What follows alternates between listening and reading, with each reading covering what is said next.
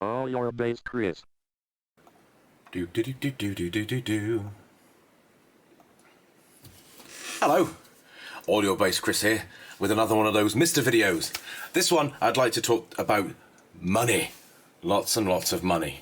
How much does it cost to get yourself set up with a Mr.? What do you need? What options are there? What are they good value for money? That sort of thing. So, obviously, I love the Mr. project.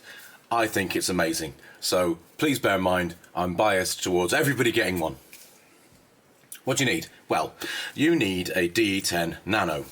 And what I'm looking at here is a completely built up Mr. stack. So that's the analog board on the top. The DE10 Nano is sandwiched between the two. And at the bottom we have a USB hub. So let's talk prices. First of all, you will need a DE10 Nano. There has been a fairly substantial price increase in these recently, I believe due to high demand and the pandemic, obviously causing the supply chains to collapse. Don't know exactly why, nothing to do with me, but bear in mind it's more expensive than it used to be. I paid £123 for my DE10 Nano and they are now up to £167.68. What you get for that money is you get a box with the DE10 Nano inside it, you get a power supply with it, you get an SD card, and you get a little plastic protector that goes over the top of it, and some brass studs, and some little feet as well. With that, you can't do anything. You need to get some bits and pieces to make it much more usable. The bare minimum you will need to play some of the cores is a small micro USB hub, similar to this one here. As you can see, on Amazon, £6.90. So let's work out, you're looking at, just above £170 at this point, aren't you? So £170 roughly will get you a perfect recreation of, say, the Mega Drive, the BBC Micro, a few others. Not all of the cores require anything else than this. With this hub you can plug in a keyboard, a mouse, a USB joystick, away you go. You do need to install some software on the SD card, that's a different video, don't worry about that. So now you've got the DE10 Nano, but you want to run everything. So what are your options? Well, here in the UK, I always recommend mrfpga.co.uk for your bits and pieces. They did sponsor some of my videos in the past, but I have been a customer of theirs as well, and I can recommend them as being very good quality gear, and the people that run them, Nat in particular, is an amazing person to deal with. So, you know, I will say I'm slightly biased towards them because they've treated me so well in the past, but they are very well recommended by other people as well. So you need some RAM. So we have two options. We have a 32 megabyte module. That's enough to get you going, and that's only £20 extra. So we are still just shy of £200 now. So £200 will get you the full Mr. experience, minus some of the bigger Neo Geo games. The PlayStation Core's probably going to need more RAM, etc. But for most 8-bit stuff, 16-bit stuff, and nearly all the arcade stuff, 32 megabytes of RAM is enough. However, the other option, and the one I would recommend, is to go for the 128 megabyte module. Currently for sale for £49.99 from mrfpga.co.uk. So now we're above £200. £200 you say? That's enough to buy an Xbox Series S. Yes, nearly. But on the other hand, you know, it doesn't play all the Mega Drive games that are ever released, or the Game Boy Advanced games. Yet. But I digress. So, 220 odd quid and change, that will get you running. That's everything you need for a Mr. So is it expensive? It's about right for what it is. But there are some caveats here. You can only plug into an HDMI source with this setup. So if you want to connect it to an external monitor, or you want to use some low latency controllers, or you want to, for example, have the analog tape in, you'll need some extra bits. So there we have add-on boards here. These three in particular are the ones we're interested in. This is a USB hub.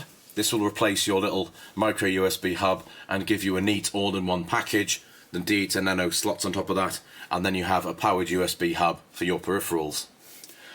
Then on top of the D10 Nano, we have some I/O boards. The analog board has VGA output for CRTs, old TVs, that sort of thing.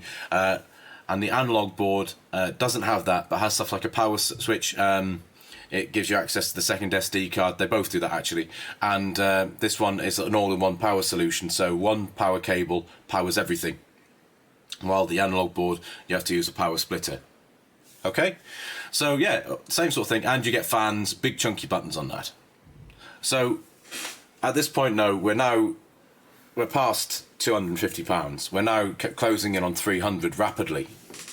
And then you probably want to add a case to this now, as you'll have you'd have like a stack that looks a bit like this, and it's functional, but it's not pretty. No one could argue that's pretty. It's got a face only your mother would love, you know. So you have all this. So you'll want a case, and luckily, Mr. FPGA do nice cases here. These are acrylic, your choice of colours, and they're very nice. I've used these in the past, and they're very solidly built. And it's a very neat, small package. So yeah, so let's see. Let's do a quick price list. So let's say we've gone for a Mister, which has a full I/O board. We're going for the analog board because we want to plug it into an analog source, the USB hub, 128 mega RAM, and a nice case. We are looking at a shopping list grand total of £313.64. That doesn't include an upgraded power supply, which you probably need, so add an extra £20 to that. So £313.64 for the Mister. This will run everything. It's the complete package, the lot. Not bad, I think, for what it is. Bear in mind, you know, gold standard of hardware simulation. So that's that. But so now the only real choice now is what aesthetics. Do you like it the way it is? We have ports on all sides of this package, so when you have things plugged in, it's a bit of a cable octopus. That doesn't bother some people. Doesn't bother me, if I'm totally honest, but I'm a bit of a sucker and I get excited about new stuff as well. So there is another option now for the I/O boards. So that brings us over to the Mister Multisystem here. So this is a collaboration between Heber Electronics, might be Heber Electronics, and Neil from the RMC YouTube channel. They came up with this solution for the D10 Nano. This is like a combination of both I/O boards and a USB hub and a few other nice bits and pieces. So this is basically a big breakout board. The D10 Nano fits on these two risers here, plugs into these ports here, upside down, and it looks a bit like this once it's assembled, as you can see. So that's quite nice. What this does is it consoleizes the Mister. So instead of having the cables going in at all sides, you have a set of USB ports on the front, a set of USB ports on the back, HDMI at the back, power at the back, and a couple of switches at the back. And at the front, you have a few buttons, some switches, and USB hub. It neatens the whole thing up. But it isn't cheap. We are looking at £175.99, including VAT, for this board. But it does combine both of the digital I/O, the analog and the digital I/O boards that you can get. The boards that MrFPGA.co.uk sell, they weren't designed by them. They were reference boards designed by the creator of the Mister project. So what the people at MrFPGA.co.uk do is they get high quality components and then they assemble them, and then they pay themselves a very small amount for labour, and then you can buy them. What this is a brand new design, and it adds a few quality of life features which I quite like. So let's talk about that. So here we have some USB ports. These are internal USB headers. You can use a motherboard 5-pin internal collector to give yourself an internal USB port, which I have actually done with mine. These pins here relate to these USBs at the back, and I've got an internal SSD running inside my Mister MMS. These are HDMI breakouts. So I'll tell you the differences between them. So this is something you don't get on the normal add-on boards. This is an expansion port, which isn't being used for anything at the moment, but there are some add-ons planned for it, such as an MT32 drop-in card, which would be nice. This is the digital I/O port on it. Secondary SD card slot, that's something you get on the other boards as well. Difference is this board here, expansion, and this is quite exciting and I think this has sold quite a lot of the boards. This is a SCART output. Now you don't get SCART, if you're American you might be wondering what I'm drivelling on about, but this is a European thing, or Japanese had SCART as well, but there was a different setup. That most of the European TVs used SCART. It was like an early idea for HDMI, but rather than digital, it's analog. But the idea was one cable, same plug on both ends, so connecting things together, and it worked really well. But a lot of old TVs in the UK and other parts of Europe, obviously not so much now, you know what I mean. Other parts of Europe use this connector, so it's really nice to have that on this board, and that's something you can't get anywhere else really at the moment. It does also include the VGA out and HDMI out as standard with the board. Yes, it's very, very nice. So it's a combination of the two boards that you can already buy. Things to note, this is a 128 megabyte memory module, so that's included on the board. You don't need to buy anything else with this board. You literally buy this board, the D10 Nano, and away you go. This sort of avoids any hassle with your HDMI CEC stuff. You can flick some switches and change some of the features around on that. And has a thermal fuse, fan input. It's a very well thought out board, I have to say. And from a personal standpoint, I really enjoy using it.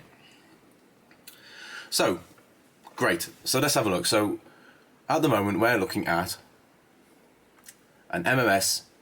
You need to buy the Nano as well. So, that's quite pricey that. But you can't run the board bare, can you?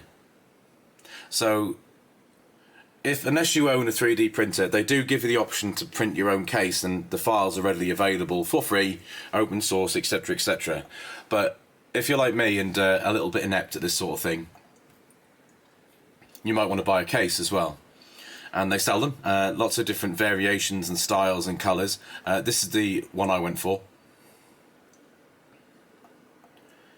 And you have different styles. This one gives you access to the SCART port on the top. This one is the one I went for because it gives you a slot. Let's have a look, there we go. An internal slot for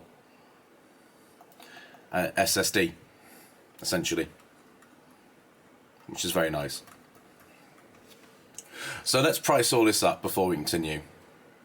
So how does it stack up? Well, if you remember, if we were to take a lot of these boards and Mister and put it all together, you'd be looking at a grand total of £313.64 without a power supply. So say £333.64.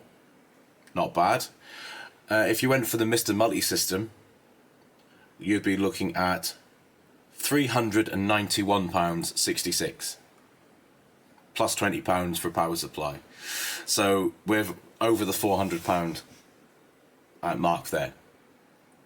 So value for money, you get exactly the same experience with both of these setups. There's no difference in the experience. The Mister runs exactly the same no matter which of those two you go for, so it's more personal preference thing. I particularly like the multi-system because it consoleizes the system. It looks nice underneath my monitor. But then the other setup looked nice as well.